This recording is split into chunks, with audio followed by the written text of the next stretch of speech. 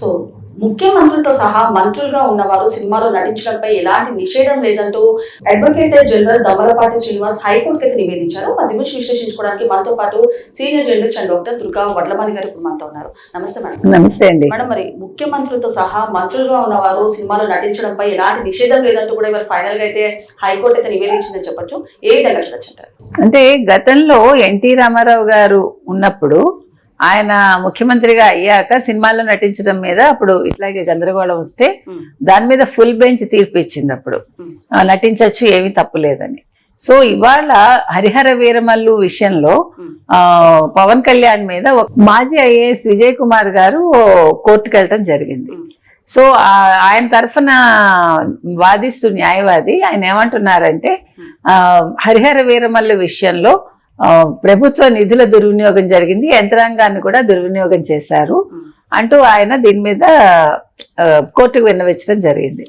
అయితే మీరు చెప్పిన దమ్మాలపాటి శ్రీనివాస్ గారు ఏమన్నారంటే ఏమీ జరగలేదు, అసలు ఈవెన్ ఏమంటారు టికెట్ల పెంపు విషయంలో కూడా ఆయన ఏమి పవన్ కళ్యాణ్ గారు ఏమి ఉప ముఖ్యమంత్రి హోదాలో కలగజేసుకోలేదు, అయినా వాళ్ళు దాని మీద ఏమి కోర్టుకు వెళ్ళలేదు, వివరణ ఇవ్వలేదు అని చెప్పి విజయ్ కుమార్ గురించి కూడా ఆయన ప్రస్తావించడం జరిగింది ఈ విషయంలో.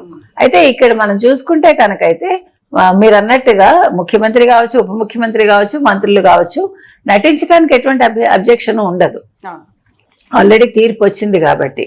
అయితే దీని మీద వీళ్ళు వివరణ కోరారు కాబట్టి మళ్ళా పిటిషనర్కి వాళ్ళు మళ్ళా వేసుకోవటానికి అవకాశం ఇచ్చారు, వాళ్ళ వాదన వినిపించటానికి. కాబట్టి ఇక్కడ వాళ్ళు ఏమంటున్నారంటే ఇవన్నీ కూడా కోర్టు ముందు ఉంచాలి అని చెప్పి విజయ్ కుమార్ తరఫు లాయర్ అడుగుతున్నాడు. అయితే ఇక్కడ ఉంచడానికి ఏమీ లేదు, ఆల్రెడీ ఈ రేట్ల పెంపు విషయం కావచ్చు, మరొకటి కావచ్చు, ఇవన్నీ కూడా అంటే ఉప ముఖ్యమంత్రి హోదాలో ఆయన ఏమీ చేయలేదు కాబట్టి దాని గురించి పెద్ద వాగ్వివాదాలు ఉండకపోవచ్చు. ఏది ఏమైనా ఇవాళ కావాలని ఒక ప్రజా ప్రయోజన వ్యాజ్యం వేసి విజయ్ కుమార్ గారు అంటే మాజీ ఐఏఎస్ అంటే అప్పుడు దానికి ఈయన ఏమడిగారంటే ఏజీ ఏమడిగారంటే ఈ కోర్టు ఖర్చుల నిమిత్తం వాళ్ళు డబ్బులు కట్టేసి కేసు ఇంకా ఇక్కడితో ఉపసంహరించుకోమని అడిగారు వాళ్ళు. కానీ దీని మీద మళ్ళీ వాళ్ళ వాదన వింటామని కోర్టు చెప్పింది. ఏం జరుగుతుందో చూద్దాం. ఏది ఏమైనా అసలు ఈ కేసు విషయంలో ఇప్పుడు కావాలని అంటే పవన్ కళ్యాణ్ ఇబ్బంది పెట్టడం కోసం మాజీ ఐఏఎస్ విజయ్ కుమార్ వేసినట్టుగా తెలుస్తోంది. అసలు ఈ విజయ్ కుమార్ వెనకాల ఎవరున్నారు అంటే వైసీపీ హస్తం ఉందా?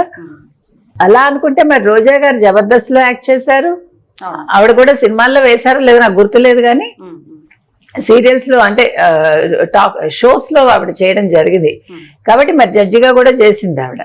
మరి అలాంటివి తప్పులేదా?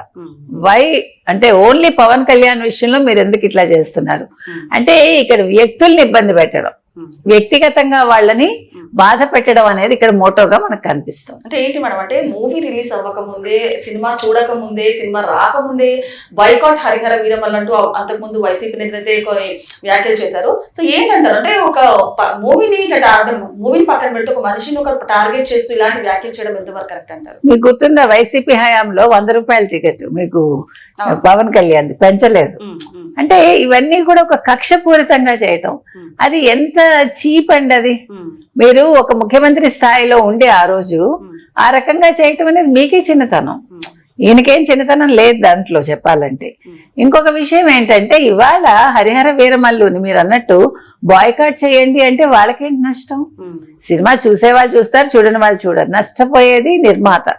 ఇక్కడ పవన్ కళ్యాణ్ గారికి వచ్చే నష్టం ఉండదు కదా. ఇంకొకటి అండి, నా వ్యక్తిగత కక్షల కోసమో కోపం కోసమో నేను ఇంతమందిని ఇబ్బంది పెట్టడం సబబు అది అంటే నేను ఎంత మీన్ మెంటాలిటీ నాది అనేది మీకు అర్థమవుతుంది. అందుకని ఇవాళ హరిహర వీరమల్లు విషయంలో వీళ్ళు ఇలా కోర్టుకు ఎక్కటం అనేది విజయ్ కుమార్ అనే ఆయన అంటే ఆయన కావాలని చేయలేదు, ఆయన వెనకాల ఎవరో ఉన్నారు అనేది మనకు అర్థమవుతుంది. ఇంకొకటి అండి, కులాలు ఇవన్నీ దృష్టిలో పెట్టుకుని ఒక సినిమాని తొక్కేయాలనో లేదా ఒక సినిమాని హైప్ చేయాలనో అనుకోవటం కూడా అది బుద్ధి తక్కువతనం నన్ను అడిగితే. చాలా తప్పు అది. సినిమాని సినిమాగా చూద్దాం. ఇప్పుడు ఇన్ని సంవత్సరాలుగా సినిమా ఉంది, సినిమా ఇండస్ట్రీ ఇంచుమించు 80 ఏళ్ళుగా ఉన్నట్టుంది. కానీ ఇప్పుడు ఒక సినిమాని ఒక హీరోని బట్టి చూస్తారు తప్ప అతని కులాన్ని బట్టి ఎవడు చూడలా. అలా అనుకుంటే కనుకైతే ఒక ఏఎన్ఆర్, ఒక ఎన్టీఆర్, ఒక కృష్ణ, ఒక శోభన్ బాబు ఈ నలుగురు ఇండస్ట్రీలో వాళ్లే ఉండరుగా. ఆ తర్వాత చిరంజీవి గారు కూడా వచ్చారు కదా, చిరంజీవి వేయలేరు కదా తెలుగు చిత్రసీమని. హర్నాథ్ గారు ఉన్నారు కదా అంతకు ముందు, ఈయనెవరు కాంతారావు గారు ఉన్నారు కదా, అందరూ డిఫరెంట్ క్యాస్ట్లు కదా. అంటే మీరు నటన చూడండి, మీకు నచ్చితే చూడాలి లేకపోతే మానేయాలి అంతే.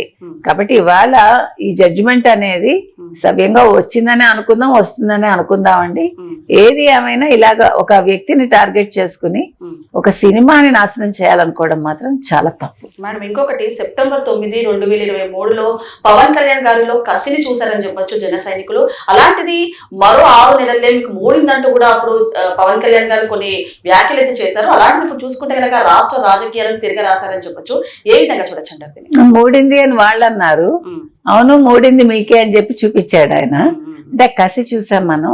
కసి ఆయనలోనే కాదు ప్రజల్లో కూడా వచ్చింది. ఓన్లీ కాపులే కాదు కదా వేసింది, అందరిలోనూ కూడా పవన్ కళ్యాణ్ గెలిపించాలి అని ఒక పట్టుదల వచ్చింది. దాంతో 100% స్ట్రైక్ రేట్ ఇచ్చారు. కాబట్టి మనం ఒకరిని రెచ్చగొట్టామంటే నష్టపోయేది మనమే. ఒకరిని ఊబిలోకి లాగాలనుకుంటే మనమే ఊబిలోకి వెళ్ళిపోతాం. అదే ఇవాళ వైసీపీకి జరిగింది, అదే జగన్మోహన్ రెడ్డికి జరిగింది, మిగిలిన వాళ్ళకి కూడా జరిగింది.